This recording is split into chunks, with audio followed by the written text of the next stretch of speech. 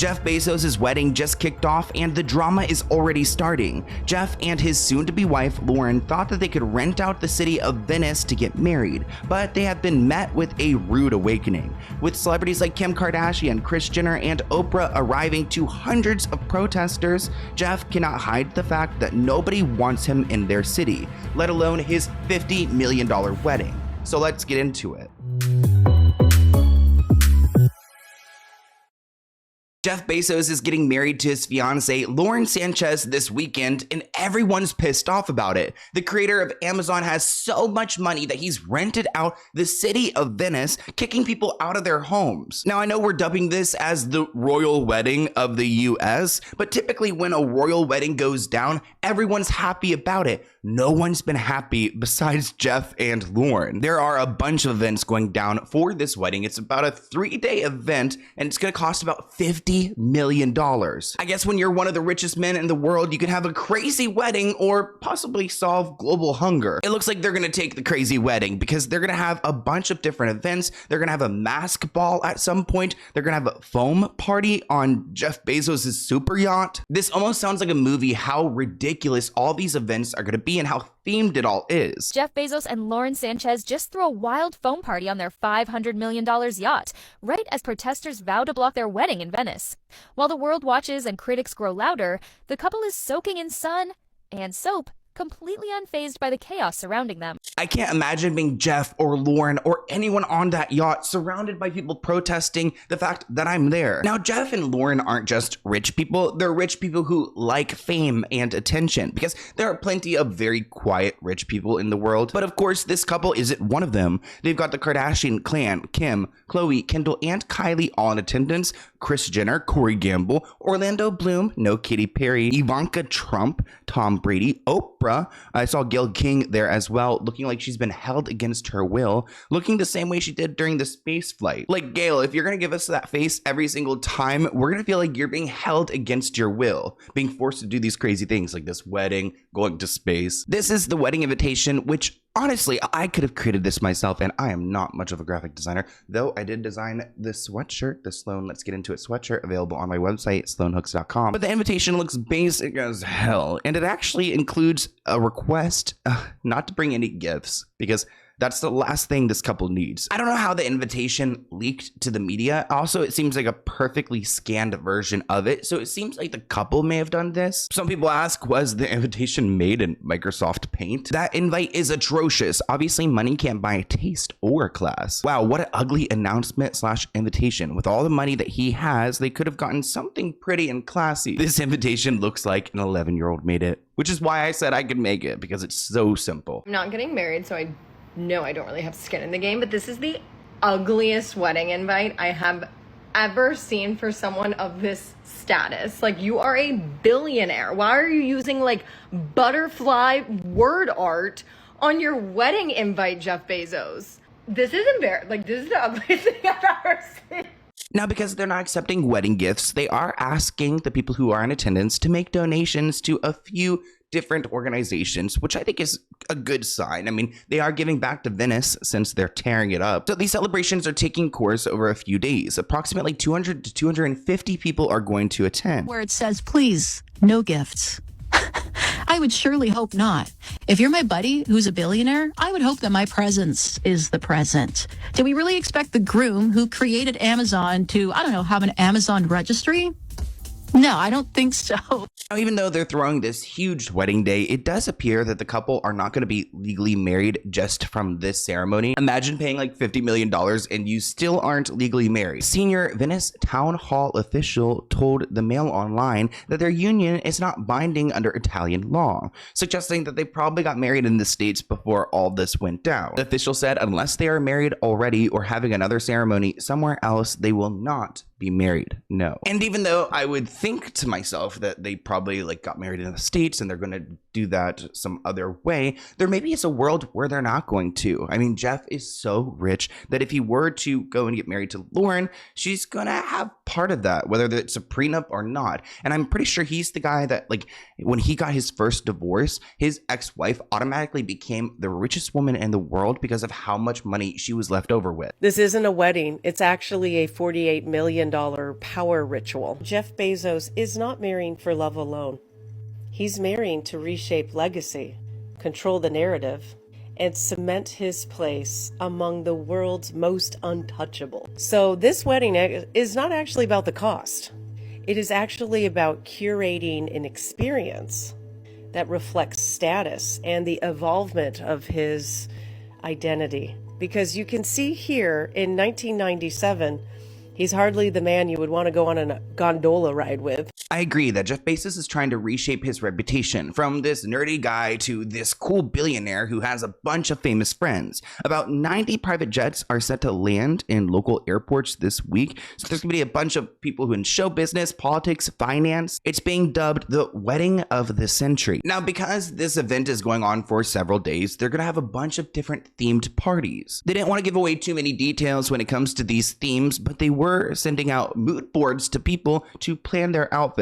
A source tells us that attendees have not been given information on locations for events during the 3 days of festivities. They were only told what time to show up for the water taxis being provided by the power couple. Interesting, they're doing water taxis. I mean, it is Venice, but they probably want everyone to see and take photos, and it's going to be for the public. In addition to not knowing when and where things are happening, which I'm such a planner, I would be going insane being in a foreign country and then not knowing where to go next. But you know what? It's billionaire activities going on here. And that actually includes not being able to have a phone either. So the guests are not allowed to have their phone, which makes me curious to how Kim Kardashian is going to survive the weekend. I mean, are you kidding me? Come on, Jeff. What do you mean? Your guest's gonna bring the cell phone? How am I gonna know what's going on? Are you kidding me? Somebody please sneak a cell phone. We wanna know. Now, because there are so many rich people in one place, a lot of the people who live in Venice aren't happy about all of the electrical lines, the boats going through, and the buildings, and the extra security. So they're starting to go and protest their attendance. According to local media reports, the city will pay overtime to a bunch of police officers involved in securing the wedding. The mayor of Venice gave a statement about having weddings in Venice and what it means for having Jeff and Lauren there. Here's what he had to say. We're used to having weddings and celebrations. We had the G7 last year, the Holy Father came. This is a city that was born to do diplomacy and trade. This is the history of Venice, the meeting of people and cultures. While the mayor has been in support of the richest man out here, the people who live in Venice are not happy. There's actually a group called Extinction Rebellion, and they're out here chanting no space for Bezos because they want him to be paying his fair share in taxes. I also agree. I don't think anyone should be as rich as this man is. Venice, not as a city anymore, but as a big theme park, a big kind of private dance hall, you know, where you can just hire parts of it, or like in this case, all of it, is exactly the problem. Quote, it will be locked down, but it will also be a city bought for 3 days in a sort of unbridled celebration of a luxury that will limit the movement of citizens who live there. Protesters are asking, how does someone buy the city for 3 days to create a series of inconveniences? He added, I remember that Amazon is under investigation for the exploitation of workers. Jeff Bezos' wealth comes from this. If they can buy Venice for 3 days, the super rich can pay taxes. Quote, this government immediately bows to billionaires. It does not ask itself if in a historical moment like this, a public order problem is not created. The government shows that Venice must not be a playground for billionaires. Tourism is welcome, but not to those who rent a city. Y'all may have heard that billionaire Jeff Bezos is having a $50 million wedding in Venice, Italy this weekend, but what you may not know is that you're paying for it. Republican members of Congress this weekend are trying to jam through a billionaire budget that gives millions and millions and millions of dollars in tax breaks to Jeff Bezos, paid for by kicking working class Americans off of their health care. Bezos is getting 100 jets, 80,000 roses for his wedding, and Republicans want to throw more money his way. We've got to stop it. We've got to call him out. Now, because the Italian government is backing Jeff Bezos, the people are making their voice heard with little moments like this. If you can rent Venice for your wedding, you can pay more tax. Locals in Venice have been protesting for weeks about the upcoming wedding of Jeff Bezos and Lauren Sanchez. Some locals have already started protesting the highly anticipated wedding. One group even hung a banner with Amazon founder Jeff Bezos' name crossed out with a red X from a bell tower overlooking the Venice lagoon. The activist group No Space for Bezos wrote on Facebook, "Venice is a living city, not a venue for rent to the highest bidder." The banner was eventually removed. They also plastered posters and stickers around the city, calling for protests every weekend this past month. The group said it is ready to throw themselves into the canal if necessary. Venice's mayor Luigi Brugnaro criticized the protesters, calling them a small minority just looking for attention. He praised the couple's decision to marry in Venice, noting that the wedding's economic impact could be worth millions of dollars. Critics have also condemned the event for contributing to the privatization of parts of the city, which is already under strain from mass tourism.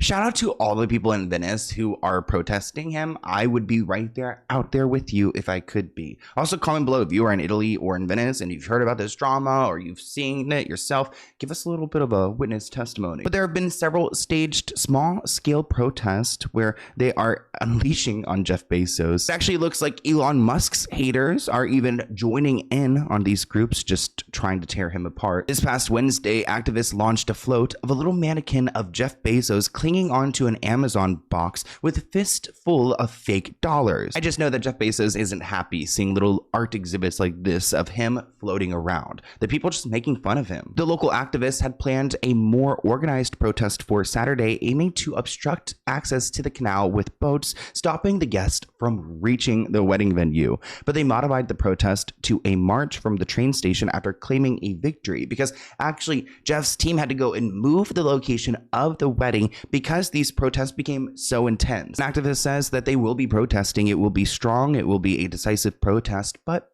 peaceful. In addition to all of these floating things that the protests are putting into the canal, it looks like there was another moment in which activists threatened to fill the canals with inflatable crocodiles to block their celebrity guests from entering. Part of the reason why they had to switch the venue is because Donald Trump's daughter Ivanka is going to be there, and the US security, the Secret Service, will be protecting her. An activist said that we feel like we scored a victory. The crocodile initiative would have given a bad impression of the city. This is why the venue was changed, even if the authorities might try to claim it was because of the war. The Venice authorities have tightened security across the city, with pedestrians and water traffic banned from the area of Thursday night's festivities from 4:30 onward. So it looks like the people of Venice, or at least the authorities in Venice, the government, are giving Jeff Bezos a pass and trying to work with him as much as they can to make sure this goes perfectly fine. But the thing is, the people are always going to speak and have their voice heard, and that's exactly what's happening out there.